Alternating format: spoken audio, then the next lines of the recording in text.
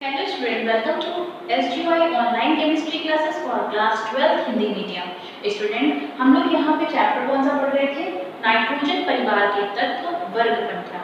इसमें पिछले वीडियो में हम लोगों ने भौतिक गुणों के वर्ग के भौतिक गुणों के बारे में कुछ भौतिक गुण जैसे कि आपका इलेक्ट्रॉनिक विन्यास क्या होता है, परमाणु त्रिज्या क्या होती है और आयनन ऊर्जा पे बात की थी। आयनन ऊर्जा पे एक क्वेश्चन भी हम लोगों ने सॉल्व किया था, उसको आज हम लोग फिर से रिवाइज करेंगे। सबसे पहले वर्ग 15 क्या है स्टूडेंट? वर्ग 15 nitrogen, phosphorus, arsenic, antimony, bismuth. वर्ग 15 में तत्व नाइट्रोजन, फास्फोरस, आर्सेनिक, एंटीमनी तथा बिस्मथ तत्व आते हैं जिनका की general electronic configuration NS2 Np3 होता है। सामान्य इलेक्ट्रॉनिक विन्यास NS2 Np3 होता है। ठीक है, आयन ऊर्जा पर क्वेश्चन क्या कर रहे थे? जब हम किसी वर्ग में ऊपर से नीचे आते हैं तो आयनन ऊर्जा का मान घटता जाता है। क्यों घटता जाता है? आयनन ऊर्जा क्या होती है? किसी विलगित गैसीय परमाणु के बाहरी कोश में से एक इलेक्ट्रॉन को बाहर निकालने में जितनी ऊर्जा लगती है वह उस तत्व की आयनन ऊर्जा कहलाती है। किस बाहरी कोश में बैठा इलेक्ट्रॉन को हमको बाहर निकालना है, उस इलेक्ट्रॉन को बाहर निकालने में जितना अमाउंट ऑफ एनर्जी लगेगी वही उस तत्व की क्या कहलाएगी? आयनन ऊर्जा कहलाती है। तो इसके लिए कैसे बताया था? जब ऊपर से नीचे आते हैं, when we move top to bottom, size of atom कैसा होता जाता है? इंक्रीज हो जाता है, because as increases the number of shells, जैसे जैसे शेलों की संख्या बढ़ती जाती है, नाभिक तथा बाहर बैठे इलेक्ट्रॉन की जो डिस्टेंस है, the distance between the nucleus and the electron present in outermost shell is increases, वैसे वैसे ये डिस्टेंस बढ़ती जाएगी, उसका शेप क्या है, साइज क्या है, एटॉमिक साइज, परमाणु त्रिज्या क्या है, बढ़ती जाएगी। अब नाइट्रोजन का साइज इतना छोटा सा है, जबकि जैसे हम नीचे मूव कर रहे हैं वैसे वैसे एटॉमिक नंबर बढ़ रहे हैं, नंबर ऑफ इलेक्ट्रॉन्स बढ़ रहे हैं, नंबर ऑफ शेल्स बढ़ रही है, तो साइज भी बढ़ रहा है। तो एक इलेक्ट्रॉन हमको यहाँ से निकालना है, एक इलेक्ट्रॉन हमको यहाँ से निकालना है, which one take more energy in this case? So answer is this one, because in that system more attraction, यहाँ पे आपका जो attraction है, attraction between the nucleus and the outermost electron is greater as compared to this one। यहाँ की अपेक्षा यहाँ पर इलेक्ट्रॉन तथा नाभिक के बीच में आकर्षण क्या है? बहुत ज्यादा है। तो जितना ज्यादा आकर्षण ज्यादा होगा उतना ही हमको अधिक से अधिक ऊर्जा लगानी होगी, अधिक ऊर्जा डालनी होगी इस इलेक्ट्रॉन को बाहर निकालने में, तो उतना ही उस तत्व की क्या हो जाएगी? आयनन ऊर्जा होगी। तो जब हम किसी वर्ग में ऊपर से नीचे आते हैं तो साइज बढ़ता जाता है, एज अ रिजल्ट आयनन साइज बढ़ता जाता है, तत्वों का जो परमाणु त्रिज्या का मान है वो बड़े होते जा रहे हैं, तो बीच का अट्रैक्शन कैसा होगा? कम होगा। जब बीच का अट्रैक्शन कम हो जाएगा तो कम ऊर्जा डालने से ही इलेक्ट्रॉन जो है बाहर निकल जाएगा। तो स्टूडेंट, जब हम किसी वर्ग में ऊपर से नीचे आते हैं, वर्ग में ऊपर से नीचे आते हैं तो आयनन ऊर्जा का मान घटता जाता है क्योंकि परमाणु त्रिज्या का मान बढ़ता जाता है। ये बात समझ में आई? स्टूडेंट, जब हम लेफ्ट टू राइट जाते हैं, जब हम बाएं से दाएं जाते हैं तब क्या होगा? बाएं से दाएं जाने पर इसके बगल वाला ग्रुप यानी कि 16 फैमिली क्या है? Oxygen, sulphur, selenium, Trillium and polonium. Trillium and polonium. तो जब हम बाएं से दाएं जाते हैं तो आयनन ऊर्जा का मान कैसा होना चाहिए? आयनन ऊर्जा का मान, क्योंकि लेफ्ट टू राइट जाने पर आयनन ऊर्जा का मान बढ़ता जाता है क्योंकि परमाणु त्रिज्या का मान घटता जाता है। बाएं से दाएं जाने पर परमाणु त्रिज्या का मान घटता क्यों जाता है बच्चों? जैसे जैसे हम बाएं से दाएं जाते हैं, क्योंकि शेल्स की संख्या नहीं बढ़ती है पर इलेक्ट्रॉनों की संख्या बढ़ती है, शेल्स की संख्या नहीं बढ़ती है, तो जैसे जैसे number of electrons is equal to number of protons, तो नाभिक पर जो प्रभावी नाभिकीय आवेश का मान है वो बढ़ता जाता है, जिसको हम किससे रिप्रेजेंट करते हैं? जेड इफेक्टिव से रिप्रेजेंट करते हैं। तो इस जेड इफेक्टिव का मान बढ़ता जाता है। जब इस जेड इफेक्टिव का मान बढ़ता जा रहा है और डिस्टेंस नहीं बढ़ रही है, शेल्स में इलेक्ट्रॉन की संख्या बढ़ रही है, इधर प्रोटॉन बढ़ रहा है, बट ये दूरी नहीं बढ़ रही है। तो जेड इफेक्टिव क्या करता है, बाहर बैठे इलेक्ट्रॉन को अपनी ओर क्या कर लेगा, अट्रैक्ट कर लेगा, और साइज कैसा हो जाएगा, परमाणुओं का श्रिंक हो जाएगा। तो लेफ्ट टू राइट जाने पर क्योंकि प्रभावी नाभिकीय आवेश का मान बढ़ता है, इसलिए परमाणविक त्रिज्या का मान घटता है, और जितना मान घटेगा उसकी उतनी ही आयनन ऊर्जा अधिक होगी, क्योंकि हमको जितना साइज छोटा उतना अट्रैक्शन ज्यादा in between the nucleus and the electron present in outermost shell. तो हमको उतनी ही एनर्जी क्या होगा, देनी पड़ेगी उस इलेक्ट्रॉन को बाहर एक्सट्रैक्ट करने में। आपकी बात समझ में? तो ऊपर वर्ग में जब ऊपर से नीचे आते हैं तो आयनन ऊर्जा का मान क्या होता है, कम होता है, और जब हम बाएं से दाएं जाते हैं तो आयनन ऊर्जा का मान बढ़ता है। ये समझ गए बच्चों? अब यहाँ पे एक अपवाद है, एक क्वेश्चन अपवाद विद एक्सप्लेनेशन है। क्या है बच्चों कि अब हम केवल इनकी बात करते हैं, नाइट्रोजन और ऑक्सीजन की। ओके, जब हम किसी वर्ग का जब हम बाएं से दाएं मूव करते हैं तो अभी मैंने पढ़ाया कि आयनन ऊर्जा का मान बढ़ता जाता है क्योंकि आकार छोटा होता जाता है। ओके, बट बच्चों नाइट्रोजन की जो प्रथम आयनन ऊर्जा है उसका मान ऑक्सीजन के प्रथम आयनन ऊर्जा के मान से अधिक होता है। इन जनरल अधिक होना चाहिए ऑक्सीजन का प्रथम आयनन ऊर्जा का मान। ये प्रथम, द्वितीय, तृतीय क्या होता है बच्चों, जब हम किसी एटम, ये मान लीजिए मेरा एक एटम है जिसको मैंने ए से रिप्रेजेंट किया, इसमें से मैंने एक इलेक्ट्रॉन निकाला, जो एनर्जी लगी उसको I1 कहते हैं, और इसमें जब हमने एक इलेक्ट्रॉन निकाला then it convert into A+, एक इलेक्ट्रॉन निकालते हैं तो वो कैटायन बन जाता है, then it convert into A+। Next हमने इस A+ में एक इलेक्ट्रॉन और निकाला, अब हमारी जो एनर्जी लगी उसको हम बोलेंगे I2, सेकंड आयोनाइजेशन एनर्जी, और इट कन्वर्ट इनटू A++। अभी बस समझ में? अगर अब हम इस A++ में से थर्ड बार हम एक इलेक्ट्रॉन और निकालते हैं, देन वो एनर्जी का नाम हो जाएगा तृतीय आयनन ऊर्जा, and A++ convert into A++। तो इसमें आप अच्छा दो में ही बताइए कि which one is greater, I1 और I2, दोनों की ये ऊर्जा का मान है, इसको हम लोग AE1 कर लें, ठीक है, और ये क्या हो जाएगा, मान लो AE2 हो गया। तो which one is greater, IE1 जिसको हम बोल रहे हैं प्रथम आयनन ऊर्जा, इसके लिए, और सेम के लिए जब ये इसमें कन्वर्ट हो गया तो इसके लिए हो गया द्वितीय आयनन ऊर्जा। तो कौन सी अधिक होगी, तो बेटा हमेशा द्वितीय आयनन ऊर्जा का मान जो है वो प्रथम आयनन ऊर्जा के मान से क्या होता है, अधिक होता है। जितना ज्यादा साइज छोटा होता जाएगा उतनी ज्यादा एनर्जी लगानी होगी हमको इलेक्ट्रॉन को बाहर निकालने में। तो ये चीज समझ में आई? तो यहाँ पे हम द्वितीय की बात नहीं कर रहे हैं, यहाँ पे हमारा क्वेश्चन क्या है, नाइट्रोजन के प्रथम आयनन ऊर्जा का मान ऑक्सीजन के प्रथम आयनन ऊर्जा के मान से अधिक क्यों होता है, जबकि अधिक किसका होना चाहिए, ऑक्सीजन का अधिक होना चाहिए इन जनरल, बट होता नहीं है। तो इसका हमको आंसर कहाँ से मिलेगा, इसका आंसर हमको मिलेगा इसके इलेक्ट्रॉनिक कॉन्फ़िगरेशन से। सपोज नाइट्रोजन का इलेक्ट्रॉनिक कॉन्फ़िगरेशन होता है 7, it is 1s2 2s2 and 2p3, and oxygen का इलेक्ट्रॉनिक कॉन्फ़िगरेशन होता है 1s2 2s2 2p4। नाइट्रोजन की जो p ऑर्बिटल है, वैलेंस शेल है, वो अर्धपूरित की कंडीशन है। यहाँ पे आपका ये p ऑर्बिटल है और इसमें 3 इलेक्ट्रॉन है, और यहाँ ऑक्सीजन का अगर 2 वैलेंस शेल देखा जाए तो यहाँ पे 3 ऑर्बिटल और यहाँ पे 4 इलेक्ट्रॉन, p में 4 इलेक्ट्रॉन, यहाँ p4 की कंडीशन है और यहाँ पे p3 की कंडीशन है। आपको फर्स्ट क्लास में बताया जा चुका होगा कि अर्धपूरित और पूर्ण पूरित कक्षाओं का जो स्थायित्व होता है वो बहुत ज्यादा होता है। तो नाइट्रोजन में क्योंकि p ऑर्बिटल की ये हाफ फिल्ड स्टेट है, तो अर्धपूरित जो कक्षाएं होती हैं वो इतनी अधिक स्थायी है कि इसमें से इलेक्ट्रॉन को बाहर निकालने में ऊर्जा का मान ऑक्सीजन से कहीं ज्यादा होगा। और बच्चों ऑक्सीजन को भी देखो, ऑक्सीजन भी क्या सोच रहा है कि एक इलेक्ट्रॉन इससे से निकल जाए तो ये किसमें कन्वर्ट हो जाएगा, जब ये O+ में आ जाएगा तो यहाँ पे इसके पास p3 का कॉन्फ़िगरेशन हो जाएगा जो इसकी अर्धपूरित की कंडीशन है। तो आंसर क्या है, नाइट्रोजन के प्रथम आयनन ऊर्जा का मान ऑक्सीजन के प्रथम आयनन ऊर्जा के मान से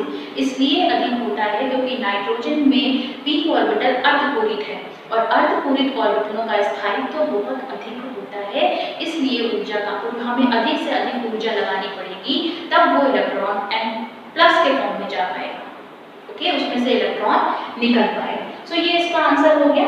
नेक्स्ट बच्चों हम लोग मूव करते हैं विद्युत ऋणात्मकता की ओर। अपना हम ग्रुप फिर से लिखेंगे। ग्रुप क्या है हमारा? Nitrogen, phosphorus, arsenic, antimony and bismuth.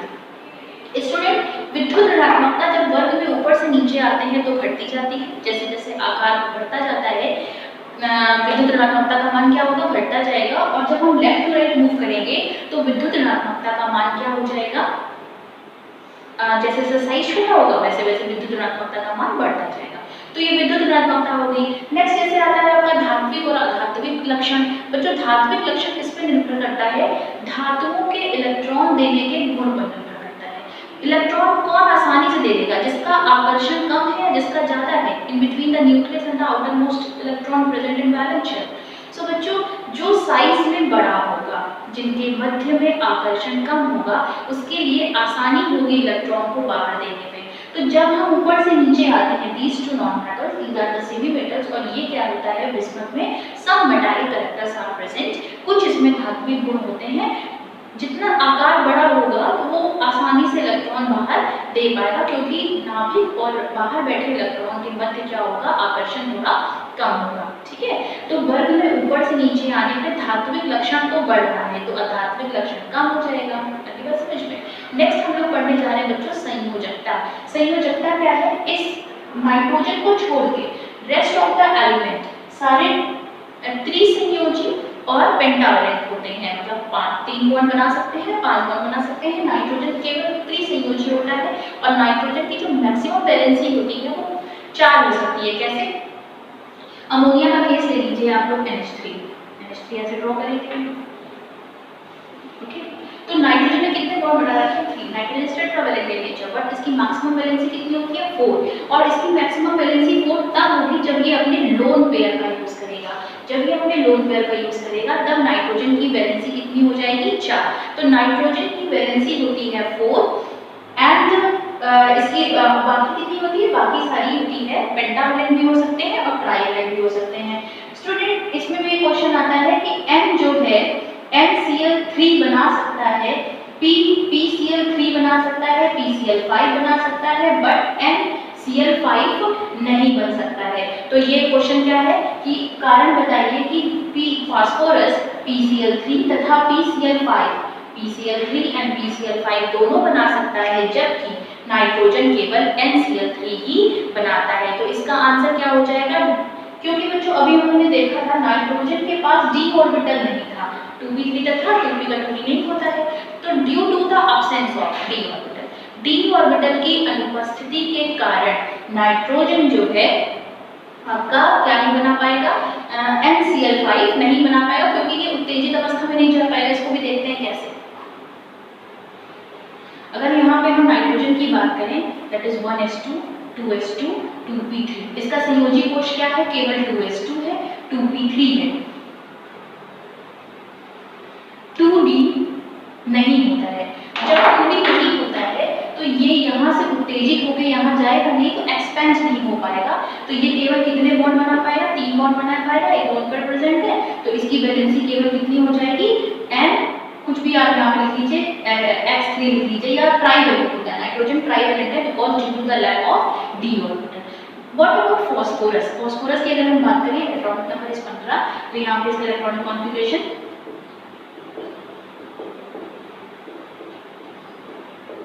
ये मैंने लिख लिया। इसका संयोजी कोश क्या है? ये है संयोजी कोश। प्रिंसिपल बॉन्ड नंबर देखा, 3 दो जगह पे है, ये इसका संयोजी कोश। 3s2 2, 3p क्या है? 3, और 3p का 3d भी एग्जिस्ट होता है। तो फास्फोरस के पास एक d ऑर्बिटल है। अब यहाँ से ये उत्तेजित होकर यहाँ पहुंच गया। अब इसके पास 5 जो है अनपेयर्ड इलेक्ट्रॉन है, तो ये 5 कोवेलेंट बॉन्ड। तो फास्फोरस ट्राइवैलेंट उत्तेजित अवस्था में ना हो, द्रव्य अवस्था में हो, तो ये ट्राइवैलेंसी शो करेगा। ठीक है, त्रिसंयोजकता शो करेगा। और अगर हमने इसको फर्स्ट एक्साइटेड स्टेट में भेज दिया तो 5 कोवेलेंट बॉन्ड बनेंगे और वो पेंटावलेंट शो करेगा। ओके, इसकी वैलेंसी कितनी हो जाएगी? 5 हो जाएगी। तो रीजन क्या है कि फास्फोरस PCl3 PCl5 दोनों बना सकता है, क्योंकि इसके पास d ऑर्बिटल होते हैं, एक्सपेंड कर सकते हैं इलेक्ट्रॉन और बन सकते हैं दोनों वैलेंसी। और नाइट्रोजन के पास d ऑर्बिटल नहीं होता है, इसलिए वो केवल NCl3 का निर्माण करता है, ना कि NCl5 का। ये क्वेश्चन हो गया बच्चों। और इसकी फिजिकल प्रॉपर्टीज है जैसे कैटिनेशन।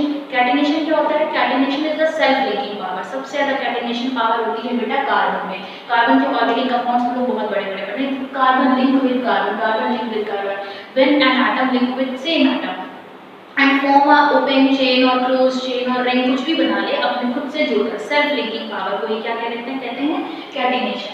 इस ग्रुप में भी वैसे तो सबसे ज्यादा कार्बन में होता है, पर इस ग्रुप में नाइट्रोजन शो करता है। कैसे? Nitrogen form exist as N2 in nature and link with N with triple bond. Okay, hydrogen NH2 link with NH2, acyl ion that is N3 minus। तो इसमें क्या है, नाइट्रोजन के पास सेल्फ लिंकिंग पावर होती है और वो कुछ इस तरीके से कंपाउंड बनाता है। Student, it is all about today. ये सब आज मैंने फिजिकल प्रॉपर्टीज खत्म कर दी हैं। नेक्स्ट स्टेप में हम लोग केमिकल प्रॉपर्टीज पढ़ेंगे। Okay, thank you.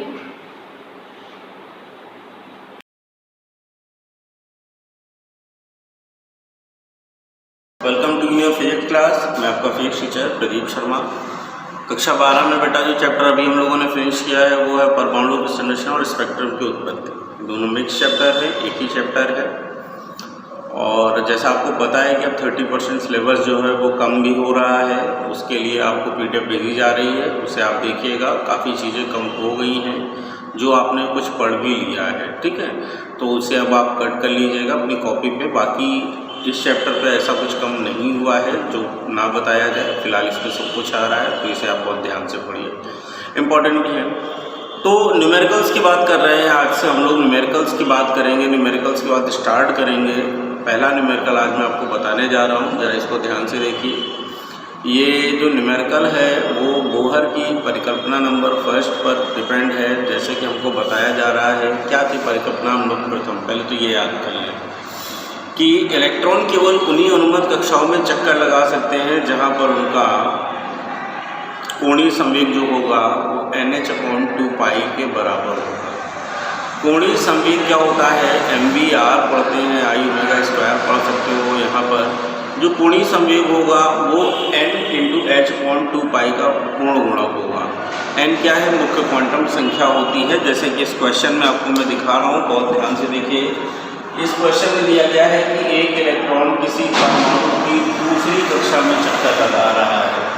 कोई इलेक्ट्रॉन है वो किसी परमाणु की दूसरी कक्षा में चक्कर लगा रहा है। अगर दूसरी कक्षा में चक्कर लगा रहा है तो आपको ज्ञात करना है उसका कोणीय संवेग कितना होने वाला है। तो भाई कोणीय संवेग प्राप्त करने के लिए आपको पता है, दो फॉर्मूले हमें पता है, जैसा कि सॉल्यूशन में लिखना है। पहले आपको दिया क्या गया है? n बराबर दूसरी कक्षा के लिए क्या याद करना है? कोणीय संवेग J बराबर, या तो आप लिख सकते हैं MVR, और अगर अपनी निश्चित कक्षा में चक्कर लगा रहा है तो ये MVR किसके बराबर होना चाहिए? NH/2 पाई के बराबर होना चाहिए। अगर हो गया तो आप बोलेंगे कि ये जो है उसका कोणीय संवेग है। अब इसमें H जो है वो आपको पता है क्या होता है? H जो है इसे हम लोग प्लांक नियतांक कहते हैं। क्या कहते हैं? प्लांक नियतांक कहते हैं, ठीक है। पाई जो है वो भी एक नियतांक है। बाकी आप अब क्या करेंगे? n जो है इसे हम लोग कहेंगे मुख्य क्वांटम संख्या, मुख्य क्वांटम संख्या। तभी आप थोड़ी सी बात कर लें इसके आगे की, क्या हम आगे करना चाह रहे हैं, ठीक है। आओ भाई, हमें क्या निकालना है? कोणीय संवेग। तो ये फॉर्मूला अप्लाई नहीं कर सकते हैं क्योंकि आपको त्रिज्या पता नहीं है, तो हम क्या करेंगे? ये वाला फॉर्मूला अप्लाई करेंगे। यानी J बराबर हम क्या लिखेंगे? NH/2 पाई। N की वैल्यू कितनी है? 2। H का मान कितना होता है? 6.6 × 10⁻34, ठीक है। अपॉन में आ जाओ, 2 × पाई की वैल्यू कितनी है? 3.14, ठीक है। कैलकुलेट करिए। जब आप इसको कैलकुलेट करेंगे तो आपको जो वैल्यू मिलने वाली है वो वैल्यू आ जाएगी 6.6 × 10⁻34 अपॉन 3.14 × 10⁻⁻⁻, ठीक है। अब इसका भार देंगे लगभग 2.1 बार जाएगा। तो यहाँ पर आपको जो कोणीय संवेग मिलने वाला है वो है 2.1 × 10⁻⁻34। यूनिट लिखेंगे किलोग्राम मीटर पर सेकेंड, ठीक है। ये है आपका सॉल्यूशन एक छोटे से क्वेश्चन का। बहुत ध्यान से देखिए कि ये छोटे छोटे क्वेश्चन से एक एक नंबर में जरूर पूछे जा सकते हैं। कुछ भी ऐसा नहीं है जो अलग से दिया जाए, बस आपको याद रखने हैं तो वो होते हैं फॉर्मूले। क्या याद रखने हैं? फॉर्मूले। यहाँ पर अगर आप फॉर्मूला देखेंगे तो हमें ये फॉर्मूला पता होना चाहिए जो कि बोहर की प्रथम परिकल्पना से निकलकर आया है। आप भी इसे क्या करिए, बहुत अच्छे से लर्न करके रखिए। सारे फॉर्मूले आपको अगर लर्न होते जाएंगे, क्योंकि अभी आपके पास टाइम है लर्न करने का, अभी आप घर पर हैं, ठीक है। और लर्निंग का जो कार्यक्रम होता है वो घर पे बहुत अच्छे से हो पाएगा, ठीक। बाकी देखते हैं नेक्स्ट न्यूमेरिकल।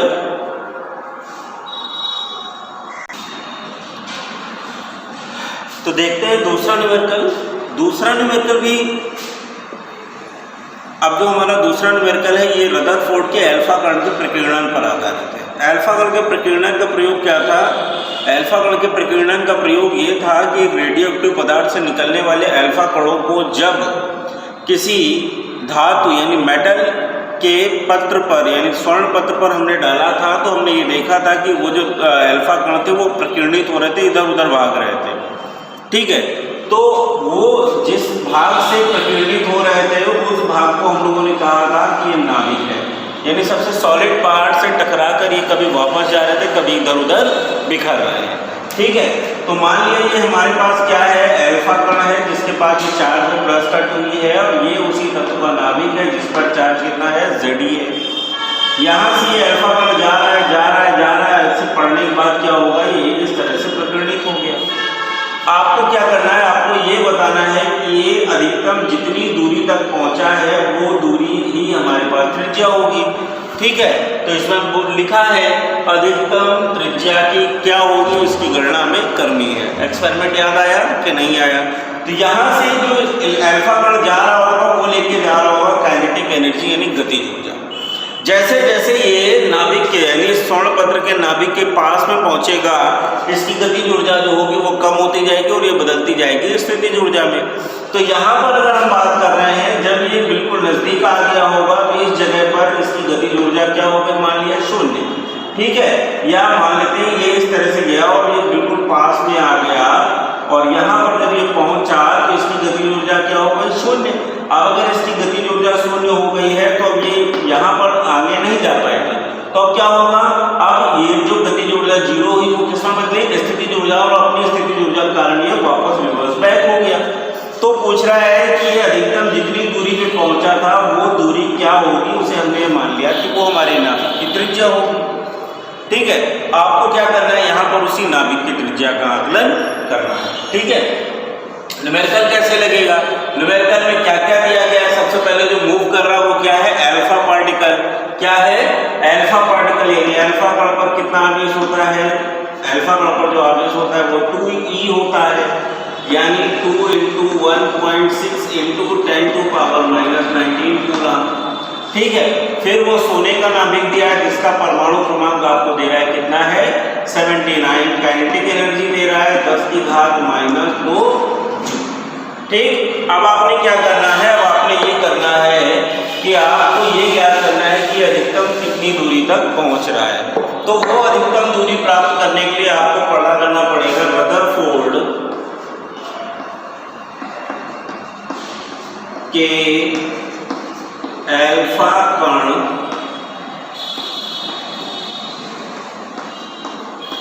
प्रकीर्णन के प्रयोग से क्या होता है, वहां पर आप लिख सकते हैं QE या UE बराबर 1/4 पाई एप्सिलॉन ZE इंटू में 2E अपॉन में क्या आएगा, R, ठीक है। अब आपने क्या करना था, अब आपने R का मान ज्ञात करना है, या R0 लिखते हैं, कहीं भी को तुमने R0 लिख लिया, R0 को यहाँ ले आएंगे और के पीछे आ जाएगा। तो R0 बराबर आ गया 1/4 pi epsilon ZE² into 2 upon में क्या आ गया, K। इन सभी की वैल्यू अब आपको पता है, लिखते हैं 9 × 10⁻⁹, Z की वैल्यू 79 इंटू 1.6 इंटू 10⁻⁻19 का होल ऑफ स्क्वायर और इंटू में 2। अपॉन में के की वैल्यू कितनी है 10 की पावर माइनस 2। ठीक है, कैलकुलेशन करते हैं तो 9 इंटू 79 इंटू 2.56 इंटू 2 इंटू 10 की घात माइनस 38 इंटू 10 की घात प्लस 9 और नीचे वाली 10 की घात ऊपर आ गई। जब नंबर्स का कैलकुलेशन करेंगे तो हमको मिलेगा लगभग 3640.03 और इंटू में घातें हमको मिलने वाली हैं 10 की घात माइनस 27। ठीक है, पावर देख लो, 9 तो 11, 38 में 11 जाए तो बचेगा 27। अब हमने क्या बताया, सार्थक अंकों में अगर लिखना चाहेंगे तो 3.64 इंटू 10 की घात माइनस में कितने अंक इधर आए 3, तो कितना हो गया 24। अभी हम क्या निकाल रहे हैं त्रिज्या, तो इसको किसमें लिख देंगे मीटर में, इसमें लिख देंगे मीटर में। यानी जो अब हमारे पास उस धातु की या सोने की जो त्रिज्या है वो हमने आकलन किया है, अभी है नहीं, कितनी है 3.64 इंटू 10 की घात माइनस 24 मीटर है। ठीक है, तो इसी तरह से आगे आप न्यूमेरिकल की प्रैक्टिस कीजिए, बहुत सारे न्यूमेरिकल भी आगे आपको पढ़ाए जाएंगे, देखते रहिए। ठीक है।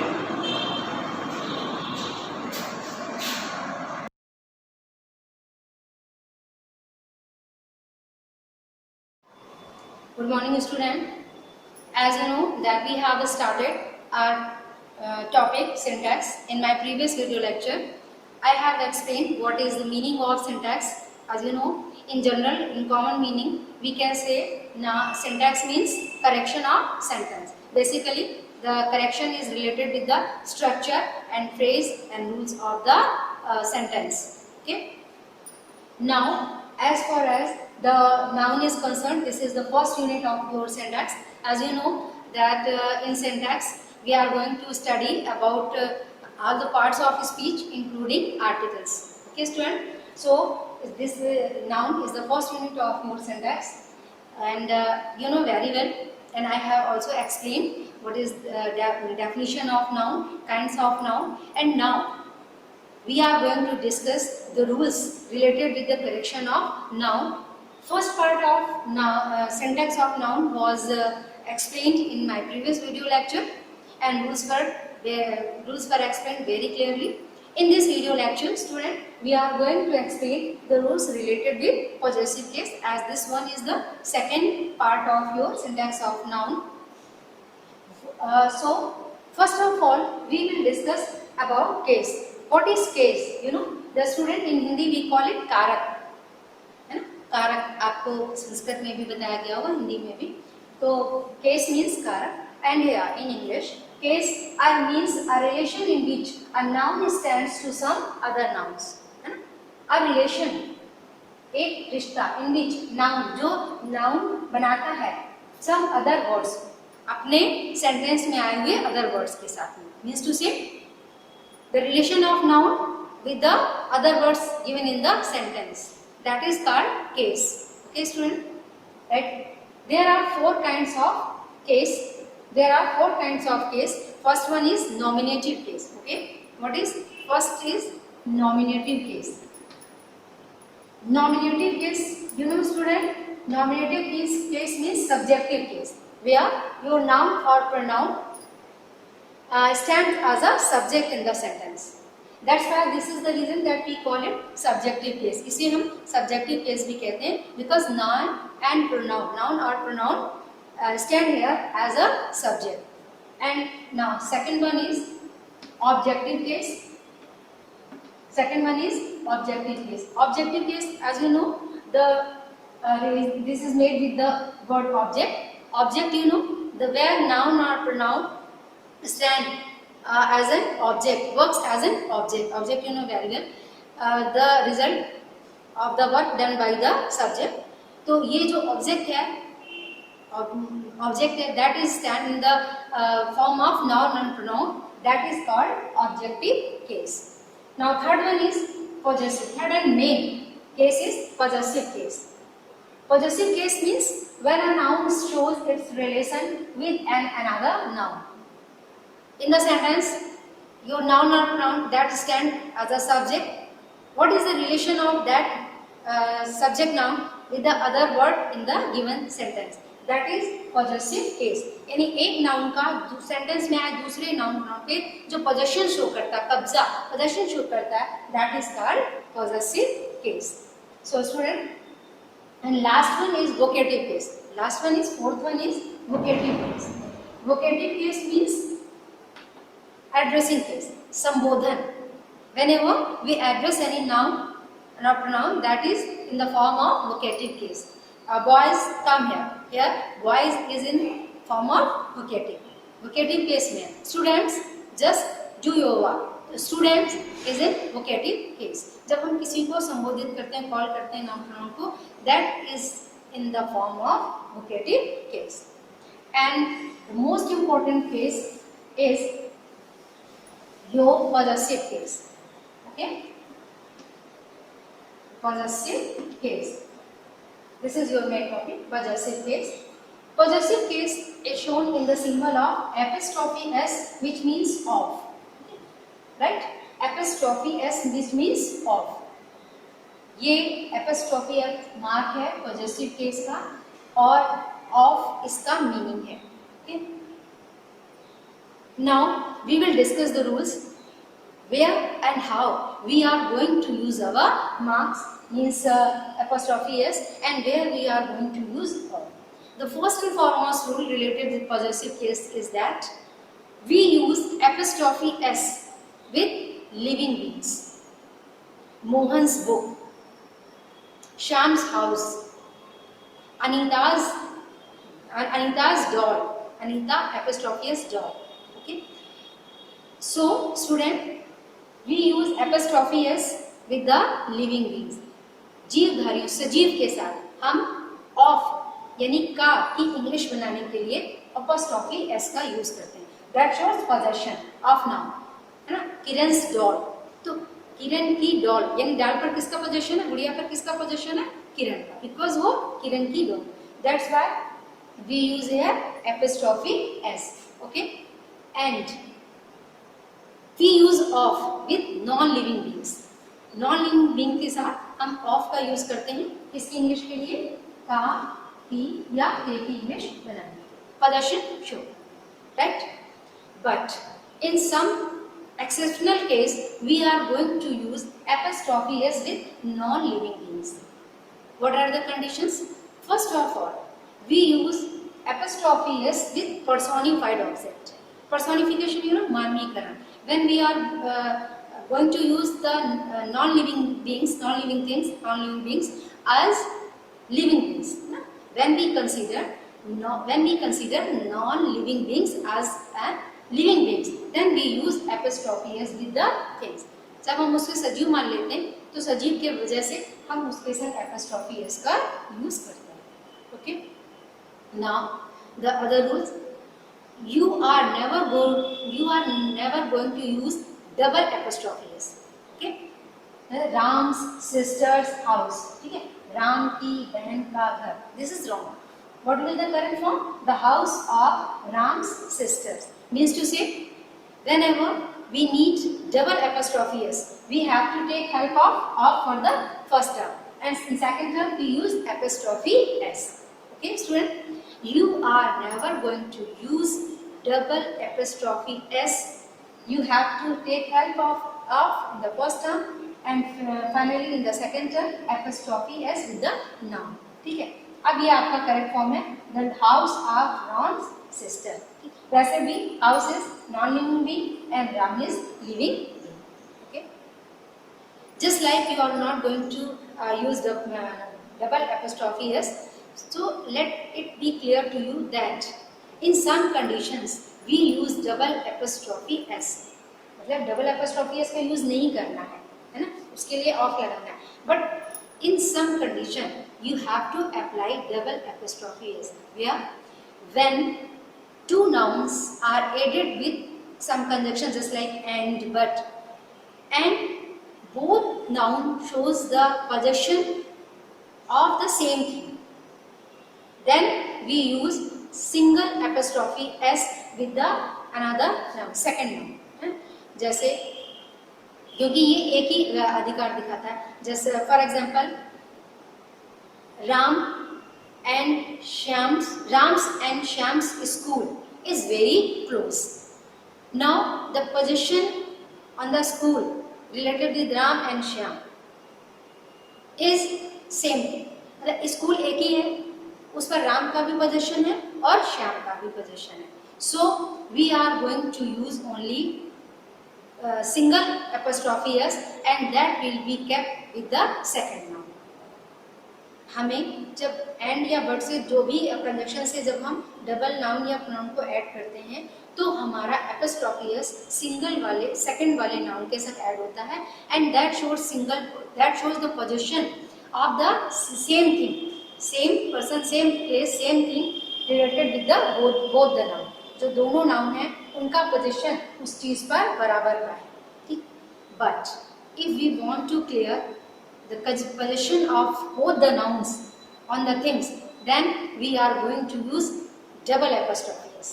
Now, Ram's and Shyam's houses are very very far. Ram और श्याम के घर बहुत दूर दूर हैं. ठीक. Now you have to apply apostrophe s with both the noun, with Ram and with Shyam both. Ram's apostrophe s, Shyam apostrophe s. ना houses are very far, उनके घर बड़े दूर दूर. तो in this situation when we are going to show that the position on the thing, on the person, on the place is related with both the nouns, दोनों nouns are related है different, then we are going to apply apostrophe s with both the nouns. But if the position on the person, place or thing of both the noun is same, then we are going to use only single apostrophe s and that will be put with the second noun. Is it clear to you? Okay student. Now next rule. As you know that you are going to apply single apostrophe s with only living things, but there are some other things, other conditions where you are going to use with apostrophe s, just like personified things के संग apostrophe s लगा रहे हैं. Nature's law, है? Nature's law and जो है fortune's favor, a duty's call, at death's door. ठीक है. These things where we are going to personify the things, that's why we use apostrophe s with the non-living things. In the same way, the noun which shows time, space and weight. Time, space and weight. With these nouns we are going to use apostrophe s. Time बताने वाले, wait बताने वाले और space बताने वाले nouns के संग हम एपोस्ट्रोफी एस का यूज करते हैं. जस्ट लाइक अ डेज मार्च, अ 3 days लीव, है ना, अ 3 days leave, a 3 days leave. So we have put here apostrophe, mark of apostrophe, not s, because s is already given. A 3 days leave, 3 दिन की छुट्टी. A meter's length, a pound's weight, a day's march. These are the example that shows that we put mark of apostrophe without s with the things, with the noun that shows time, space and weight. And next important thing student, the noun which produce hissing sounds. The noun which produce hissing sound, they already carry cs, the sound of s. In such type of noun we put only mark of apostrophe without s to make the meaning of to convert them in possessive case. उनका possessive case बनाने के लिए हमें केवल apostrophe का mark लगाना है, s नहीं लगाना, because already hissing sound जो है that is given to produce the sound of s. Okay. So the student, in the same way, the nouns which are put in plural form and they carry s with them, है ना, उनका plural कैसे बनाया गया, उनमें s जोड़ करके, तो already they are added with the s. That's why you have to only put mark of apostrophe without s. Boys hostel, girls hostel, है ना, girls toilet, है ना, तो they already carry s. That's because they are transferred into plural form. तो already s लगा हुआ है. अब आपको केवल apostrophe का मार्क रखना है without s to make them in possessive case. But in some noun which are made plural by changing the vowel, by changing their vowel, ठीक है, वो s लास्ट में नहीं रखते। जैसे मैन का प्लूरल एमियन, फूड का फीट, उनका जो वोवेल है अंदर का वो चेंज करके उन्हें प्लूरल बनाया गया। in such cases you are going to put apostrophe with s ना, women's education, women एमियन, women apostrophe s, women's education, ठीक है। men's nature, तो already you have in such type of plural form already they are made plural without s, that's why you have to put apostrophe with s। आपने मुस्लिम noun में already s नहीं रखा हुआ है, इसलिए आप पहले apostrophe s रखेंगे, आप ऐसे नहीं लिखेंगे, आप ऐसे नहीं लिखेंगे। ऑलरेडी जो प्लूरल फॉर्म है वो विदाउट s है, एमियन, इसलिए आप केवल apostrophe s रखेंगे, उनको प्लूरल बनाकर apostrophe s रखने की जरूरत नहीं। Okay student, and in the same way you should know that when noun were compound noun, as a compound noun, so you have to put apostrophe s with the last one, just like sister-in-law's house, so sister-in-laws, okay, just like this, see, commander-in-chief,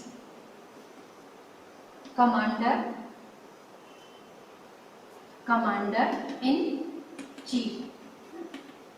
अब when we are going to put apostrophe s, it will be put here chief's order, commander-in-chief's order, okay student।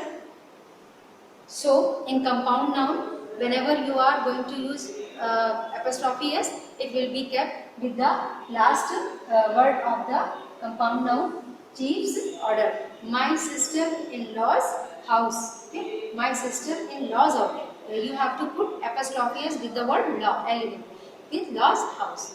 So student, कुछ important common phrases हैं, उनमें भी हम apostrophe s के साथ ही उनको learn करते हैं। They are with the apostrophe s for conscious sake, for justice sake, for goodness sake। ये ce से या s से एंडिंग नाउन है, ce या s से एंडिंग नाउन्स हैं, इनमें हम apostrophe का मार्क लगाते हैं और s नहीं लगाते, ठीक है। और जो फ्रेजेस हैं जैसे at his fingers and at arm's length, at one's lips, ये ऑलरेडी apostrophe used फ्रेजेस हैं, इनको हमें apostrophe हटा करके यूज नहीं करना चाहिए, स्टूडेंट। सो